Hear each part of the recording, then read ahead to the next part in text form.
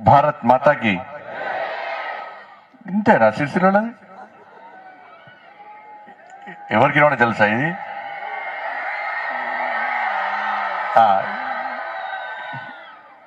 ఇది ఏం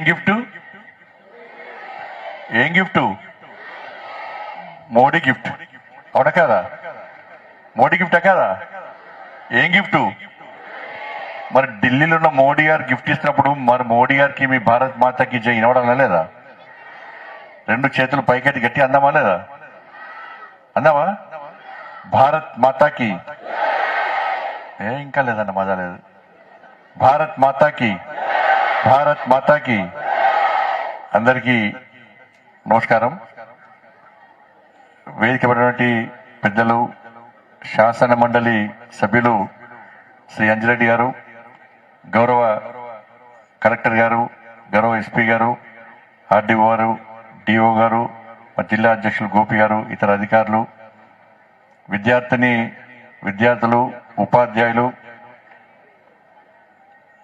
అదేవిధంగా పాత్రికేయ మిత్రులందరూ కూడా హృదయపూర్వక నమస్కారాలు ఎక్కువసేపు మాట్లాడే ఎందుకంటే ఎండ కొడుతుంది బాగా సైకిల్ దొక్కుతారు కదా వాళ్ళ లైసెన్స్ ఉందా మీకు లైసెన్స్ లేకుంటే ఎస్పీఆర్ పట్టుకుంటారు ఇవన్నీ సైకిల్ తొక్కొస్తుంది అందరికీ సైకిల్ తొక్కొస్తేనే తొక్కాలి తొక్కనప్పుడు వెళ్ళి నడుచుకుంటూ తీసుకుపోవాలి వీళ్ళందరికీ వాటర్ బాటిల్ ఇచ్చిరా ఉన్నాయా చేతులు ఉన్నాయా చూపడు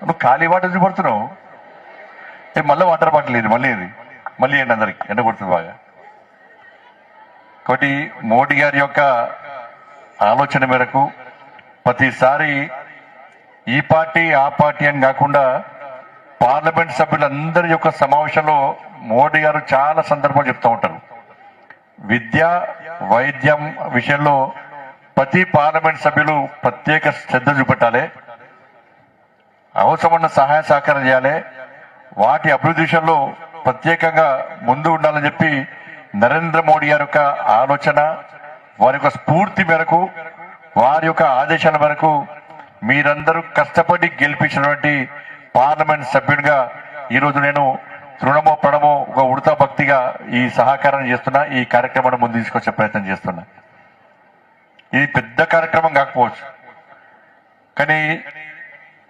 ప్రభుత్వ పాఠశాలలో చదివేటువంటి 10th గర్ల్స్ కు బాయ్స్ కు ఇంతవరకు మీకు సొంత ఆస్తి అని లేదు కానీ మొట్టమొదటి సొంత ఆస్తి సైకిల్ రూపకంగా బండి సంజయ్ మీకు అందిస్తున్నాడు ఇదే మొట్టమొదటి ఆస్తి మీకు మొన్న కరీంనగర్ లో సైకిల్ మనం పంపిణీ కార్యక్రమంలో ఒక అమ్మాయి వచ్చింది సార్ నేను 8th క్లాస్ నుంచి మా నాన్న దగ్గర గొడవ చేస్తున్నా సార్ సైకిల్ ఇవ్వాలి సార్ కానీ మొట్టమొదటిసారి మోడీ గిఫ్ట్ నాకు వచ్చింది సార్ అన్నారు ఇంకో అమ్మాయి వచ్చింది సార్ నేను పూరి గుడిసెలు ఉంటా సార్ మా అమ్మాయికి బట్టలు లేవు బటన్ చినిపోతున్నాయి కాళ్ళకు చెప్పులు లేవు చాలా పేదరికం సార్ మేము గుడిసెలో ఉంటాం సార్ మా నాన్నకే సైకిల్ లేదు సార్ నాకు కొనిద్దామంటే మా ఫ్రెండ్స్ అందరూ ప్రైవేట్ స్కూల్లో చాలా మంది మా చుట్టుపక్కల ఫ్రెండ్స్ అందరూ సైకిల్ మీద పోతుంటారు సార్ నేను సైకిల్ కొనిమని అడుగుదామనుకుంటే మా నాన్నకే సైకిల్ లేదు ఏ విధంగా బాధ పెట్టాలని చెప్పి లోపల ఆలోచిస్తున్నా సార్ మా నాన్నకే సైకిల్ లేదు ఈరోజు మోడీ గారి గిఫ్ట్ పేరు మీద నాకు సైకిల్ వచ్చింది సార్ సంతోషం సార్ అని మరి సైకిల్ నీకు కావన్నా మీ నాన్నకు కావన్నా అంటే సార్ డే మొత్తం నేను దొరుకుతాను సార్ స్కూల్ కూడా నేను తీసుకుపోతా సార్ సాయంత్రం మాత్రం మా నాన్నకి ఇస్తా సార్ అంటుంది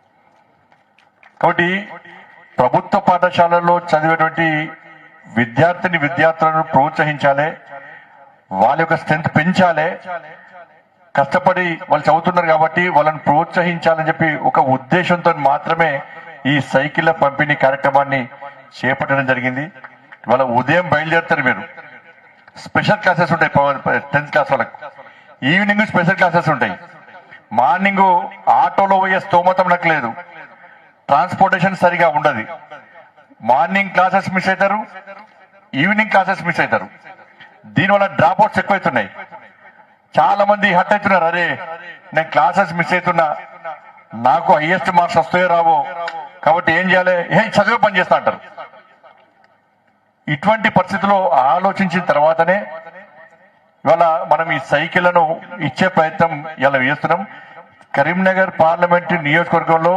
ప్రభుత్వ పాఠశాలలు చదివే ప్రతి 10th క్లాస్ గర్ల్స్ బాయ్స్ అందరు కూడా సైకిల్స్ పుడుతున్నాయి. ఇవి మళ్ళా నాకు ఇచ్చిన అవసరం లేదు. కొత్త డౌట్ వచ్చింది అన్నట్టు. ఈ 10th అయిపోయినాక బుక్స్ కొంత కామన్ గా బుక్స్ ఇస్తున్నారు కదా వాపస్. సైకిల్స్ కూడా ఇచ్చిన సైకిల్స్ ఏమో సైకిల్స్ మీకే మళ్ళీ ఇంటర్మీడియట్ కూడా సైకిల్ మీరే వాడుకోవచ్చు దాన్ని. సైకిల్స్ క్వాలిటీ సైకిల్స్ కు బతుకమ్మ చీరలక క్వాలిటీ లేని సైకిల్ కావు ఇవి, క్వాలిటీ ఉన్న సైకిల్ ఇవి. ఎక్కడ కాంప్రమైజ్ కాదు ఇవి, కాంప్రమైజ్ కాదు. ఎందుకంటే సరే ఈ గతంలో కూడా జిల్లాధికారులు ఉండే, ప్రభుత్వాలు ఉండే, ఇటువంటి సేవా కార్యక్రమాలు గతంలో చేయాలని ఉన్నప్పుడు కూడా చేయలేని పరిస్థితి. అధికారులు సహకరించేవాళ్ళు కాదు, అధికారులు సహకరిద్దామన్న ప్రభుత్వం ఒత్తిడి. ఇది ఏ రాజకీయ పార్టీకి సంబంధించిన వేదిక కాదు. ఇది అధికారుల ద్వారా సైకిళ్ల పంపిణీ జరిగితే ఒక క్రమశిక్షణ, నిజాయితీగా, నిబద్ధతతో ఈ కార్యక్రమం కొనసాగుతుంది. ప్రతి విద్యార్థులకు సైకిళ్లు అందుతాయన్న ఉద్దేశంతో ఏ పార్టీకి సంబంధం లేకుండా ఇది రాజకీయాలకు అతీతంగా జరుగుతున్న కార్యక్రమాన్ని విషయాన్ని మనం గుర్తుంచుకోవాలి. గతంలో చేయలేకపోయినాం, ఇప్పుడు చేసే అవకాశం ఉంది కాబట్టి, అధికారులందరూ సహకరిస్తున్నారు కాబట్టి ఇటువంటి కార్యక్రమాలు చేయడానికి ముందుకు వస్తున్నాం. దీంతో పాటు ఇది మోడీ గిఫ్ట్. నెక్స్ట్ LKG నుంచి 6th వరకు ఈ సైకిళ్ల పంపిణీ ఇప్పుడు 10th క్లాస్ స్టూడెంట్స్ కి ఇస్తాం. నెక్స్ట్ 9th వాళ్ళు 10th కి వస్తే వాళ్ళకు కూడా ఇస్తాం సైకిల్స్. కాబట్టి ప్రభుత్వ పాఠశాలలో చదవండి, మీకు సైకిల్ ఇప్పించే బాధ్యత నాది. దాంతో పాటు LKG నుంచి, ఎందుకంటే ఇక 3 సంవత్సరాలు 4 సంవత్సరాలు ఎంపీగా ఉంటాను, ఎంపీగా ఉన్న రోజులు గ్యారంటీ ఇస్తా. దాని తర్వాత ఇప్పుడు ఫస్ట్ LKG నుంచి 6th వరకు కూడా ఇది Modi gift. Next Modi kits కూడా ఇచ్చే ప్రయత్నం చేస్తున్నాం. మోడీ కిట్స్ అంటే ఒక్కొక్కరికి మంచి బ్యాగు, దానిలో ప్రభుత్వం 2 నోట్బుక్స్ ఇస్తున్నది. 6 సబ్జెక్టులు కాబట్టి 6 నోట్బుక్స్, పెన్సిల్స్, ఎరేజర్, ఒక steel water bottle. Modi kits కూడా ఇవ్వడానికి ప్రయత్నం చేస్తున్నాం. ఇది నేను సొంతంగా ఇవ్వడానికి నేను కోటీశ్వరుగా నాకు డబ్బులు లేవు. ఇది ఏ ప్రభుత్వ పథకం కూడా కాదు. కొంతమంది ఏదో పనుల కోసం నా దగ్గరికి వచ్చినప్పుడు, చాలా మంది పెద్ద పెద్ద కంపెనీలను కలిసినప్పుడు, వాళ్ళకి ప్రభుత్వ పాఠశాలలో చదువుతున్న విద్యార్థుల యొక్క ఇబ్బందులు చెప్పినప్పుడు, వాళ్ళు ముందుకొచ్చి CSR ఫండ్స్ చేయడానికి ముందుకు వచ్చినప్పుడు వారి యొక్క సహకారంతో మాత్రమే ఈ సైకిల్స్ ఇస్తున్నది తప్ప ఇది నేను సొంతంగా ఇచ్చేది కాదు, ఇది ప్రభుత్వ పథకం కూడా కాదు. ఆ విషయాన్ని మనం గుర్తుంచుకోవాలి. ఎందుకంటే పాఠశాలలో విద్యార్థులు ఏ విధంగా ఇబ్బంది పడుతున్నారో నాకు తెలుసు. నేను కూడా మీలక కష్టపడుస్తున్నాను. నేను కూడా శిశు మందిర్ పాఠశాల చదివినప్పుడు, ఫస్ట్ మేము కాపువాడలో ఉన్నప్పుడు ఉదయం లేచి స్కూల్కి పోయి, ఉదయం లేచి శాఖకు పోవడం, తర్వాత దేవాలయానికి పోవడం, తర్వాత స్కూల్కి పోవడం, సాయంత్రం వచ్చి హోంవర్క్ రాసుకున్నాక గంట సేపు టైం ఉంటే మా ఇంటి దగ్గర చిన్న సైకిల్ ఉంటుండే. 2 రకాల సైకిల్స్ ఉంటాయి. చిన్న సైకిల్ ఉంటే దానికి 15 పైసలు, గంటకు 15 పైసలు. కొంచెం పెద్ద సైకిల్ కిరాయికి ఇచ్చేవాళ్ళు. ఆ కొంచెం పెద్ద సైకిల్ గంటకు 40 పైసలు, మరీ పెద్ద సైకిల్ గంటకు 50 పైసలు. ఇట్లా కిరాయి తెచ్చుకొని దొక్కున్నాం మేము అప్పుడు. మా నాన్నగారు కూడా ప్రభుత్వ ఉపాధ్యాయుడే, మాది కూడా పేదరికం నుంచి వచ్చే కుటుంబం. కాబట్టి సైకిల్స్ లేకపోవడం వలన ఇబ్బంది వస్తుంది. సైకిల్స్ అప్పుడు మాకు కొనిచ్చే అవకాశం లేదు. కానీ ఇప్పుడంటే కొంతమంది డబ్బులు అంతా బైక్ల మీద కూడా పోతున్నారు, కార్లలో కూడా పోతున్నారు.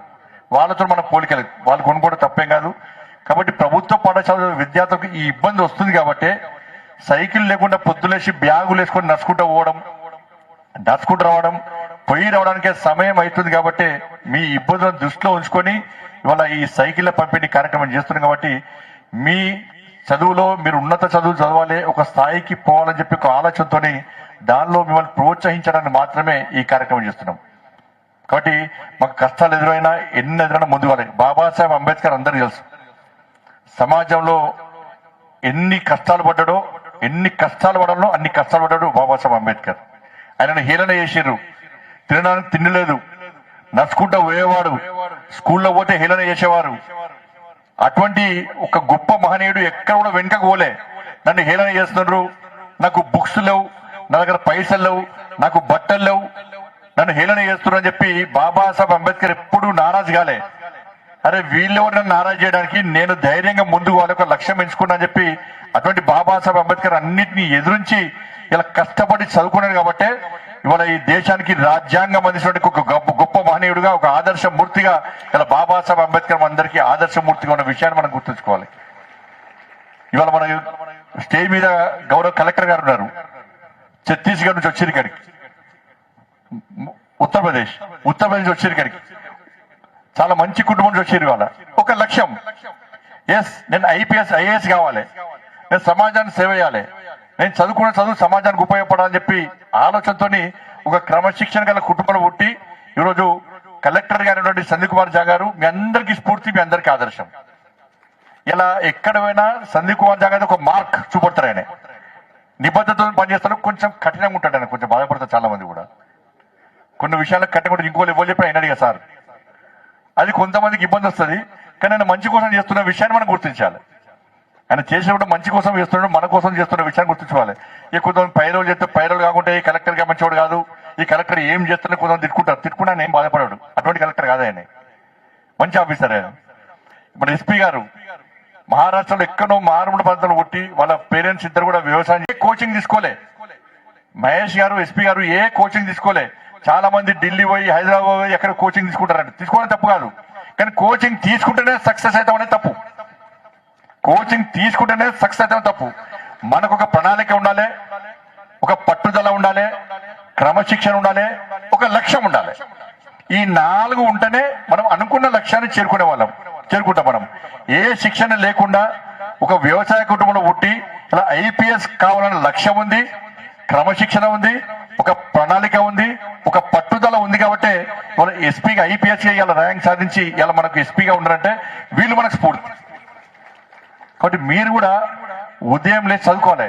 మనం ఉదయం పేజీలు తిరిగేస్తూ ఉంటాం, బుక్స్ చదివేటప్పుడు తల దించుకొని చదవాలి. మన శ్రద్ధ అంతా చదువుతున్న బుక్స్ మీద ఉండాలి. తల దించుకొని కష్టపడి చదివితే భవిష్యత్తులో తలెత్తుకొని సంస్కారంగా బతికే స్థాయి మనకు వస్తాయి. మన బుక్స్ చదువుతున్నప్పుడు మన పేరెంట్స్ ఇవాళ చాలా మంది ఇక్కడ పిల్లలు ఉన్నారు, ఒక్కసారి ఆలోచించండి. ఇవాళ మీ నాన్న మీ అమ్మ ఎంత కష్టపడుతున్నారు, కూలి పని చేస్తారు, ఆటోలు నడుపుతారు, షాపులలో పనిచేస్తారు, వ్యవసాయం కూలీలు ఉంటారు, ఎంత కష్టపడతారో ఒక్కసారి ఆలోచించండి మీరు. మనం చదివేటప్పుడు మా నాన్న మన అమ్మ కష్టపడుతున్నటువంటి ఆ కన్నీళ్లు మన బుక్స్లో కనబడాలి, ఆ బుక్స్లో కనబడాలి. ఎస్ మా నాన్న నన్ను ఫలానా లక్ష్యం కోసం చేసిండు, నాకు ఫస్ట్ నుంచి ఈ దేశము ధర్మం కోసం పనిచేయాలన్న లక్ష్యాన్ని నేను ఎంచుకున్నాను. నేను శిశుమందిర్ విద్యార్థిని, ఉదయంలో వచ్చి శాఖకు పోయేటోని, శాఖలో నేర్చుకున్నా ఈ దేశం ధర్మం సమాజం ఈ లక్ష్యం కోసం పనిచేసిన యువత వాళ్ళ దేశానికి అవసరం, సమాజానికి అవసరం అని చెప్పి ఏదైతే ఆర్ఎస్ఎస్ లో నేర్చుకున్నానో దాన్ని స్ఫూర్తిగా తీసుకొని నేను కూడా ఈ దేశం ధర్మం కోసం పనిచేయాలని చెప్పి ఒక ఆలోచనతో ఈరోజు రాజకీయాలకు వచ్చి ఈరోజు మీ అందరి యొక్క ఆశీర్వాదంతో ఎంపీ గెలిచి నరేంద్ర మోడీ గారు నన్ను ఆశీర్వదించి కేంద్ర మంత్రిగా చేసినంటే నేను లక్ష్యాన్ని ఎంచుకున్నా కాబట్టి ఆ లక్ష్యాన్ని నేను సక్సెస్ అయ్యాను. నేను ఎక్కడ భయపడ్డాను కాదు, ఎప్పుడు భయపడా, ఎవరికి భయపడా, ధర్మం కోసం పనిచేస్తామంతే. మీరందరూ కూడా మీ పేరెంట్స్ ఏదైతే లక్ష్యం అనుకున్నారో ఆ లక్ష్యాన్ని మనం గుర్తుంచుకోవాలి. మా అమ్మా నాన్న కష్టపడి ఫలానా చేద్దాం, ఐపీఎస్ చేద్దాం అనుకున్నారు, ఐఏఎస్ చేద్దాం అనుకున్నారు, టీచర్ చేద్దాం అనుకున్నారు, ప్రొఫెసర్ చేద్దాం అనుకున్నారు, ఏదో రకంగా మీ పేరెంట్స్ ఏమనుకున్నారో దాన్ని మనం చదువుకున్న పేజీలు తిరిగేసినప్పుడల్లా గుర్తురావాలి వాటిని. బాధపడద్దు. ఎస్ నేను నా పేరెంట్స్ ఏదైతే లక్ష్యం కోసం చదివిస్తున్నారో, కష్టపడి చదివిస్తున్నారో ఆ లక్ష్యాన్ని నేను చేరుకుంటా అని క్రమశిక్షణ మీలో పడి రావాలి. ఆ పట్టుదల, ఆ ప్రణాళిక మీలో పడి ఉండాలి. ప్రణాళిక లేకుంటే, లక్ష్యం లేకుంటే చూద్దామన్న 10th అయిపోయాక నెక్స్ట్ ఇంటర్ అన్నాక డిగ్రీ ఇంజనీరింగ్, అప్పుడు ఏం చేయలేం. మనం అడ్డదారులు పోతాం. మనం సరైన దారిలో పోవాలంటే లక్ష్యం ఎంచుకోవాలి మనం. కాబట్టి ఇటువంటి ఆలోచనతో మనం ముందు పోవాలి. ఎందుకంటే ఇది నేతన్నల పురిటి గడ్డ, ఈ సిరిసిల్ల గడ్డ. అనేక మంది ఒకప్పుడు నేతన్నలు కూడా ఈ సైకిల్ మీద బట్టలు అమ్మడము, వాళ్ళ వ్యాపారం చేసుకునేవాళ్ళు. ఇలా పరిస్థితి ఏందో మనందరికీ తెలుసు.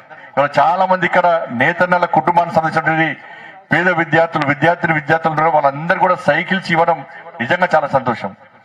కాబట్టి మీరందరూ కూడా భవిష్యత్తును దృష్టిలో ఉంచుకొని మీరు కష్టపడి చదవండి. మిమ్మల్ని ప్రోత్సహించే బాధ్యత మాది.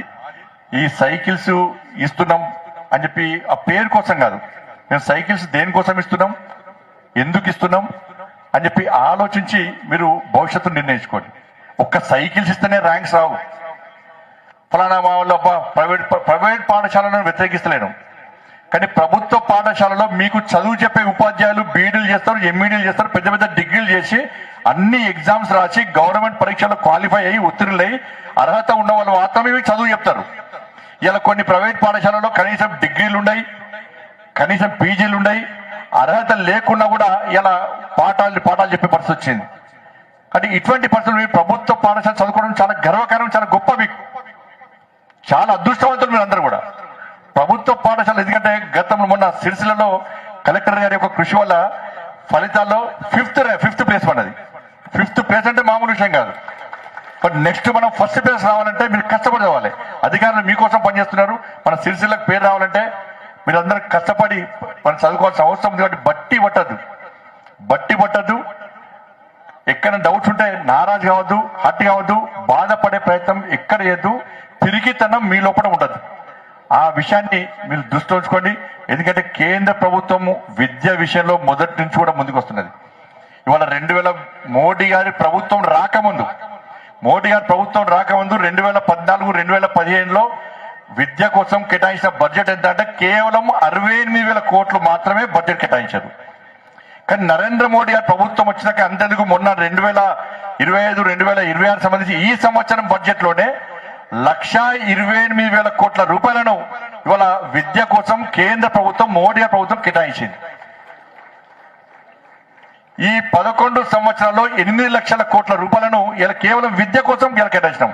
ఇలా ఏకలవ్య పాఠశాలలు కానీ, దాంతోపాటు కేంద్రీయ విద్యాలయాలు కానీ, నవోదయ పాఠశాలలు కానీ, సైనిక్ స్కూల్స్ కానీ, ఇవన్నీ కూడా క్రమశిక్షణకు మారుపేరుగా ఇవాళ దేశవ్యాప్తంగా ఇలాంటి విద్యా సంస్థలను ప్రారంభించి విద్యార్థులకు విద్యతో పాటు దేశము, ధర్మము, సమాజం పట్ల సేవా దృక్పథం ఆలోచించే విధంగా ఇవాళ ఈ సంస్థలు, ఈ విద్యా సంస్థలను కూడా మనం పనిచేస్తా ఉన్నాయి. కాబట్టి దయచేసి మీరందరూ కూడా సిరిసిల్లలో ఉన్నటువంటి ఈ విద్యార్థులందరూ కూడా మీరు కష్టపడి చదవండి. మీ తల్లిదండ్రులు అనుకున్న లక్ష్యాన్ని మీరు చేర్చుకునే విధంగా మీరు పనిచేయండి. స్టైల్గా తిరగడం తప్పు కాదు, కానీ దానికే పరిమితం కావద్దు. ఇలా నేను చాలా మంది IAS, IPS అందరూ చాలా మంది కలుస్తూ ఉంటారు. నాకు వాళ్ళందరూ ఇప్పుడు ఎక్కడ ఉంటే అందరు గవర్నమెంట్ స్కూలే. మీరు అవన్నీ చూసి 1, 1, 1, 2, 3 ర్యాంకులు వస్తాయి. వారి కోసం అది చూసి బాధపడదు. ఇలా ప్రభుత్వ పాఠశాలలు ఇట్లా ప్రభుత్వం తలుచుకుంటే, ప్రభుత్వ పాఠశాలలుగా తలుచుకుంటే, ఈ పబ్లిసిటీ చేయాలనుకుంటే 1 ప్రభుత్వ పాఠశాలకే, 2 ప్రభుత్వ పాఠశాలకే, 3 ప్రభుత్వ పాఠశాలకే. అవన్నీ ర్యాంకులు కొనుక్కున్నారు. కానీ ర్యాంకులను సాధించేది ప్రభుత్వ పాఠశాల విద్యార్థులు. అట్లని చెప్పి ప్రైవేట్ పాఠశాలలో చదువుకునే విద్యార్థులు చాలా కూడా ఉన్నారు. కాబట్టి ఈ విషయాన్ని దృష్టిలో ఉంచుకొని మీరందరూ కూడా కష్టపడి పనిచేయాల్సిందిగా, మంచి చదువుకోవాల్సిందిగా అందరికీ విజ్ఞప్తి చేస్తూ, ఇంతకుముందు SPR చెప్పినట్టు ఈ సైకిల్స్ అన్ని కూడా మంచి సైకిల్కి తొక్క రాకుండా తొక్కద్దు, నడుచుకుంటూ పోవాలి. మళ్ళీ సాయంత్రం ఇంటికి వెనక్కి ఏం చేయాలి, మీ తమ్ముళ్ళకో చెల్లకు వేయదు. సైకిల్ తొక్కడానికి ప్రమాదాలు జరుగుతూ ఉంటాయి. సైకిల్ ఇచ్చినప్పుడు జాగ్రత్తగా మీరు దాన్ని ఉపయోగించుకోవాలి. పోయేటప్పుడు లెఫ్ట్ సైడ్ పోవాలి, వచ్చేటప్పుడు రైట్ సైడ్ రావాలి. రోడ్ క్రాస్ చేసేటప్పుడు చాలా జాగ్రత్తగా దిగి చేసుకోవాలి. దీని ద్వారా మంచి జరగాలి తప్ప మన బండి సంజయ్కు, మోడీ గారికి చెడ్డ పేరు తెచ్చే ప్రయత్నం దయచేసి చెయ్యొద్దు. ఇంకొక ముఖ్యమైన విషయం ఏంటంటే, మనం కొత్త కారు కొన్నా ఏది కొన్నా కూడా ఒక 20 డేస్ తర్వాత సర్వీసింగ్ చేస్తాం మనం. 20 డేస్ తర్వాత సర్వీసింగ్ చేస్తాం మనం. కాబట్టి మీ సైకిల్ కూడా ఒక 10 డేస్ తర్వాత, 15 డేస్ తర్వాత ఒక్కసారి సర్వీసింగ్ చేయించుకొని, ఆ టైర్ స్క్రూస్ కానీ, బుల్లెట్స్ అవన్నీ కూడా కొంచెం లూజ్ అవుతాయి. కాబట్టి మళ్ళీ క్వాలిటీ లేకుండా ఇచ్చిరని చెప్పి బదనామయ్యే ప్రమాదం ఉంది. కాబట్టి ఆ సైకిల్ కంపెనీ అనే ప్రత్యేకంగా సూచన చెప్పిన వాటి మీకు చెప్తున్నా. ఒక 10 డేస్ తర్వాత వాటిని కూడా మళ్ళీ ఫిట్ చేసే ప్రయత్నం చేయాలి. మీ సైకిల్ మీరు జాగ్రత్తగా ఉపయోగించుకోండి, మీకోసం మాత్రమే ఉపయోగించుకోండి. మీకు తప్పకుండా రాబోయే రోజుల్లో కూడా ఇటువంటి సేవ చేసే అవకాశం ఇంకా ఇవ్వాలని చెప్పి అమ్మవారు పెట్టుకుంటున్నా. కాబట్టి ఇంత మంచి కార్యక్రమానికి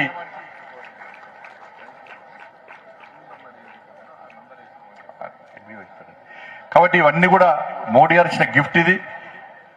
కాబట్టి దీన్ని సద్వినియోగం చేసుకోవాల్సిందిగా మీ అందరికీ విజ్ఞప్తి చేస్తూ, మీరు మీ కుటుంబాలు నిన్ను నూరేళ్ళు ఆయురారోగ్యాలతో ఉండాలని చెప్పి, ఆ తల్లి సరస్వతి అమ్మవారి ఆశీర్వాదం మీ అందరికీ ఉండాలని చెప్పి మనస్ఫూర్తిగా తల్లిని వేడుకుంటూ ముగిస్తున్నాను. భారత్ మాతాకి జై.